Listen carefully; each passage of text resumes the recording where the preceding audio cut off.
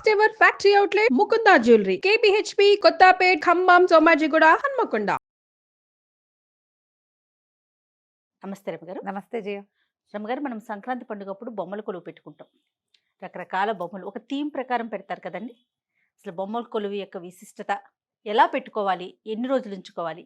సంక్రాంతి పండక్కే కాకుండా దసరాకి దీపావళికి బొమ్మల కొలువు పెట్టే ఆచారాలు కూడా కనిపిస్తాయి. అవునండి, అవును. సంక్రాంతి పండగకి బొమ్మలు అంటే ఎక్కువగా ఆంధ్ర ప్రాంతంలో బాగా పెడతారు.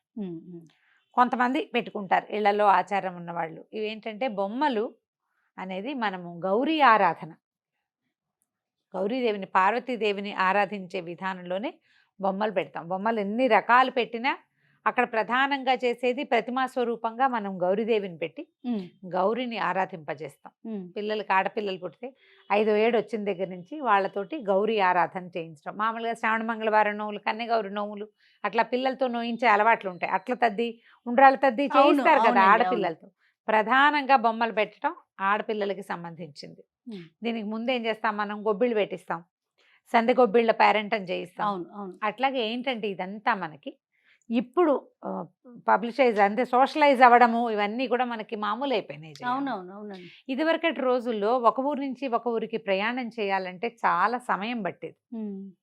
ఊళ్ళో ఉన్న వాళ్ళు కూడా రకరకాల ఇళ్ల పనులతోటి సతమతం అయిపోతూ ఉండేవాళ్ళు. ఇంటి పనులు వీళ్ళకి ఆట విడుపుగాను, నలుగురిని కలిసేందుకు ఒక పద్ధతిగాను, తర్వాత పిల్లలకి వినయం నేర్పించే విధానంగాను, తర్వాత సంక్రమణపు రోజులు కాబట్టి ఈ కాలంలో శనగలు, పళ్ళు, తమలపాకులు, ఏదైనా బహుమతులు ఎవరికైనా ఇవ్వడం వల్ల మనకి విశేషంగా లభించే ప్రయోజనం దృష్ట్యా ఇలా బొమ్మల కొలువులు పెట్టుకోవటం మొదలుపెట్టారు. దసరాకైనా అంతే చూడు. అవును, మనం నలుగురు ముత్తైదులకు వాయనం ఇవ్వటం, ఏదో పసుపు కుంకుమ ఇవ్వటం, జాకెట్ బట్టి ఇవ్వటం, చీరలు పెట్టడం, ఇంకా నగలు నాణ్యాలు ఏమైనా అలంకరణ సామాగ్రి అలాంటివి ఇవ్వగలిగితే అది కూడా మంచి ఇస్తూ ఉంటారు. మంచిదే కదా. అట్లా ఈ బొమ్మల కొలువు పెట్టించే ఆచారం మొదలు పెట్టుంటారు. బహుశా అలా జరిగి ఉండొచ్చు. అయితే దీంతో పాటు ఏంటంటే థీమ్ ప్రకారం అంటే బొమ్మలు ఉంటే థీము, బొమ్మలు చాలా ఉంటాయి.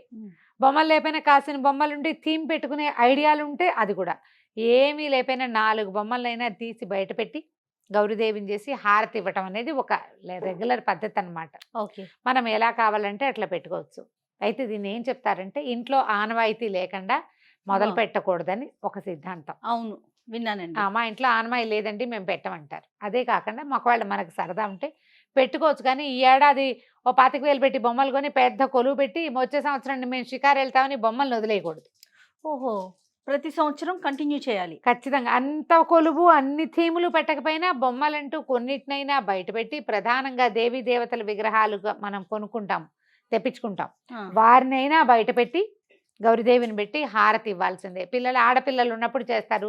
ఆడపిల్లలు పెళ్ళిళ్ళు అయిపోయి మగపిల్లలకి కోడళ్ళు రాక అయినా సరే తల్లులు బొమ్మలు పెట్టుకుంటారు. మా అక్కయ్యలు అట్లాగే పెడతారు. వాళ్ళ ఇంట్లో ఉంది, వాళ్ళు పెట్టుకుంటారు. ఆడ ఎవ్వరూ రాకపోయినా మా అక్కయ్య అంత పెద్దది 70 దాటిపోయింది, మా చిన్నక్కయ్య అయినా సరే ఖచ్చితంగా బొమ్మలు పెట్టుకుని మా విజయక్కయ్య పెట్టుకుంటుంది. తనకి పిల్లలు ఇండియాలో లేరు. కొన్ని బొమ్మలైనా తీసి బయట పెట్టి సీతారాముల సెట్టు, పారాడే కృష్ణుడు ఇట్లా పెట్టి గౌరీదేవిని పెట్టి బొమ్మలకి ఖచ్చితంగా ఏదైనా నివేదన చేయటం, బొమ్మలు ఎదురు చూస్తాయని చెప్తారు. జయ, ఇప్పుడు ఆరాధించాము, మళ్ళీ ఈ సమయం వచ్చేసరికల్లా ఆరాధన సమయం వచ్చింది, ఖచ్చితంగా చేయాలి అని చెప్తారు. సరదాగా ఒక సంవత్సరం చేసుకుంటాం అని మానేయబోకండి. ఒకవేళ మొదలు పెడితే కనుక మొదలు పెట్టము. ఎవరింట్లోనే బొమ్మల కొలువు ఉంటే బొమ్మల కొలువుకి రండి అంటే చక్కగా వెళ్ళండి. సోషలైజ్ అవ్వడానికి ఇది చాలా మంచి విధానం. చక్కగా సీతారామ లక్ష్మణ ఆంజనేయుడు సీతారామ లక్ష్మణులు, తర్వాత రాధాకృష్ణులు, తర్వాత విష్ణుమూర్తి, శ్రీదేవి భూదేవి సహిత విష్ణుమూర్తి, తర్వాత రాధాకృష్ణులు ఇలా పెట్టుకుంటాం. అక్కడి నుంచి పారాడే కృష్ణుడు, వెన్న కృష్ణుడు, ప్రధానంగా ఈ బొమ్మల కొలువుల్లో ముఖ్యంగా ఉండే దేవి దేవతలు వీళ్ళు. ఆ తర్వాత అష్టలక్ష్ములు, లక్ష్మీ సరస్వతి, వినాయకుడు, తర్వాత ఏమో చిన్న చిన్న కృష్ణ విగ్రహాలు రకరకాలు. ఇప్పుడు బోల్డని దేవి దేవతల విగ్రహాలు మనకు కనపడుతున్నాయి, దొరుకుతూ ఉంటాయి కదా. ఈ మధ్య చూశాను ఒకళ్ళ ఇంటొకళ్ళు వారాహి అమ్మవారి విగ్రహం ఇంతది, ఎంత బాగుందో, భలే అందంగా ఉంది. వాళ్ళు తమిళనాడులో ఎక్కడి నుంచో తెచ్చుకున్నారు. ఇట్లా బొమ్మలు పెట్టుకోవడం. అక్కడి నుంచి ఓ తోట, పార్క్ థీము, జూ థీము, పిల్లలకి సరదా ఉందనుకోండి థీముల ప్రకారం ఆ రకరకాల బొమ్మలు కొనుగోలు చేసి అవన్నీ మీరు అలంకారార్థం పెట్టుకునేవి, అలంకారంగా పెట్టుకోవచ్చు. 3 స్టెప్పులైనా పెట్టాలంటారు. 3 ఆ, వరుసలు 3 అంతస్తులు వరుసలు. పెట్టుకుంటాం.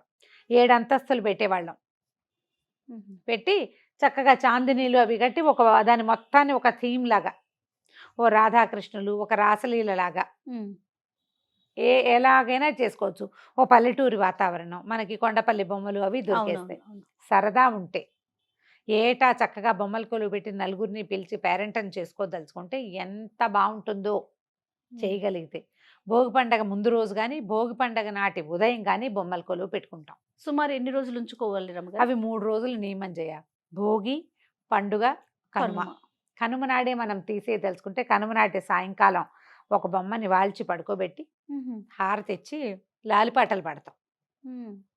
లాలిపాట పాడి ఈ పడుకోండి, మళ్ళీ వచ్చే సంవత్సరం మళ్ళీ తీస్తామని. పిలుస్తాం. లేదా 5 రోజులు పెట్టుకుంటాం. ఆహా. సంక్రాంతి పండగ అయితే 5 రోజులు. ముక్కనుమ మరుసటి రోజున ఏ శుక్రవారమో వచ్చింది అనుకోండి, పడుకోబెట్టడానికి పెద్దగా ఇష్టపడరు. ఇంకప్పుడు ఇంకొక రోజు ఉంచుకోవాల్సి వస్తుంది. అందుకని ముక్కనుమ నాడు పడుకోబెడితే బొమ్మల తర్వాత ఇంకో రోజైనా ఎత్తుకోవచ్చు. మనం ఎన్ని రోజులు స్థాపన చేసి ఉంచుతామో అన్ని రోజులు ఏదైనా పొద్దున సాయంత్రం నివేదన చేసి పెట్టాలని చెప్పి. నివేదన అంటే ఎలాంటివి మనం పెట్టాలి? పాయసం, పరమాన్నం, దద్దోజనం, చక్కెర పొంగలి, రవ కేసరి, సేమియా పాయసం, ఏ పాయసాలైనా సరే తీపి పదార్థం ఏదైనా. గౌరీదేవిని కదా మనం ప్రధానంగా పెట్టాం. ఇట్లా నిలువుగా గౌరీదేవిని చేసుకుంటాం. ఒక తమలపాకు మీద గౌరీని చేసి 3 బొట్లు పెట్టడం. ఈ బొమ్మలు ఎన్ని అంతస్తులు పెట్టామో మధ్యంతస్తులో మనకి చేతికి అందేలాగా పెట్టుకోవటం. బొమ్మల దగ్గర దీపారాధన చేయటం విధిగా చేయాలి. ఇది ఎలా చేయాలి అని ఒకళ్ళిద్దరు అడిగారమ్మా. అలా మా పద్ధతి అది కాదు అంటే మీకు ఏ పద్ధతి ఉంటే ఆ పద్ధతి ప్రకారం వెళ్ళిపోండి. పద్ధతి తెలియనప్పుడు ఇలా చేసుకోండి నేను చెప్పే పద్ధతి. ఏ పద్ధతి ఉంటే ఆ పద్ధతి ప్రకారం చేసుకోవచ్చు. ఓ దీపారాధన పెట్టడం, ఆ తర్వాత అగరబత్తులు వెలిగించి పెట్టడం. జాగ్రత్తగా మనం ఈ చెక్కలు చక్కగా అరేంజ్ చేసుకుంటామా, అవును, ఈ క్లాతులు వేసి అందంగా అలంకరిస్తాం. ఈ దీపం పెట్టేటప్పుడు కానీ అగరబత్తులు పెట్టేటప్పుడు కానీ జాగ్రత్తగా పెట్టుకోండి. జాగ్రత్తగా పెట్టుకోవటం. అక్కడి నుంచి చక్కగా బొమ్మలకి ఏదైనా నివేదన చేసి కాసిన పళ్ళు, పాలు, తర్వాత ఇంకోటి ఏదైనా చేసి పెట్టి అన్న నివేదన చేస్తే మంచిదని చెప్తారు. గౌరికి చలవ, ఓకే, ఆడపిల్లలకి మంచిదని నివేదన చేయటం, ఆ ప్రసాదం పుచ్చుకోవటం. సాయంకాలం అందరినీ చుట్టుపక్కల వాళ్ళని మా ఇంట్లో బొమ్మల కొలువు పెట్టాం, హారతిస్తాను రండి అని చెప్తాం. పిలవటం అదే హారతికి పిలవటం. బొమ్మలకు ఒకసారి పిల్లల్ని ఎవరైనా కూర్చోబెట్టి భోగిపళ్ళు పోసిన రోజున భోగిపళ్ళకి హారతి, బొమ్మలకి హారతి ఇచ్చి అందరూ చక్కగా కాసేపు కూర్చుని పసుపు రాయడం. అక్కడి నుంచి చూడు ఇలా పేరెంటం పిలవగానే ఇంట్లో ఉన్న చిన్నపిల్ల పెద్ద పిల్ల అందరూ కలిసి వచ్చిన వాళ్ళకి బొట్టు పెట్టడం, పాదాలకు పసుపు రాయటం. ఎంత వినయం వస్తుంది మరి. ఎవరి కాళ్ళైనా పట్టుకుని పసుపు రాయటం, చక్కగా పట్టుపరట్ల లంగాలు కట్టుకోవటం, అందంగా అలంకారం చేసుకోవటం, ఒకళ్ళకి ఒకళ్ళు వెళ్ళటం. తర్వాత ఏమో శనగలు, అరటిపళ్ళు, తమలపాకులు ఇట్లా తాంబూలం ఏర్పరిచి ఇవ్వటం. చిన్న చిన్న బొమ్మలు ఏవైనా మనం తెచ్చి పెట్టుకుంటే చెక్క బొమ్మలు అవి పిల్లలకి గిఫ్ట్లుగా ఇవ్వటం. ఏటా కొత్త బొమ్మలు కొనాలి. ఒక సంవత్సరం కొన్నాము, మరుసటి సంవత్సరం కొలువు పెట్టేటప్పుడు కొత్త బొమ్మలు. మేము ఏడాదంతా ఎక్కడికైనా వేరే ప్లేసులకి వెళ్తే కొలువులో కానీ బొమ్మలు కొనుక్కొని తెచ్చుకునేవాళ్ళం. అవి కొలువులో పెట్టుకోవటం. మీరు పెడతారా రమ్మగారు? మా అమ్మ వాళ్ళ ఇంట్లో అలవాటు, మా ఇంట్లో లేదు, మా అత్తవారి ఇంట్లో లేదు, అమ్మ వాళ్ళ ఇంట్లో అలవాటు ఉంది. నేను దాదాపుగా నా పెళ్ళి కూడా 10-12 సంవత్సరాలు మా అన్నయ్య గారు అమ్మాయికి బొమ్మలు పెట్టి హారతి ఇవ్వటం వచ్చేదాకా. చిన్నపిల్ల 2 ఏళ్ళదే నా పెళ్ళికి. 10 ఏళ్ల పాటు వెళ్ళాను నేను. ఓకే, ప్రతి సంవత్సరం నేను వెళ్ళి బొమ్మలు పెట్టేదాన్ని. మిగిలిన పనులు, పై పనులు అంటే అది బొట్లు పెట్టాలి అవి దానికి నేర్పించేవాళ్ళం అనమాట.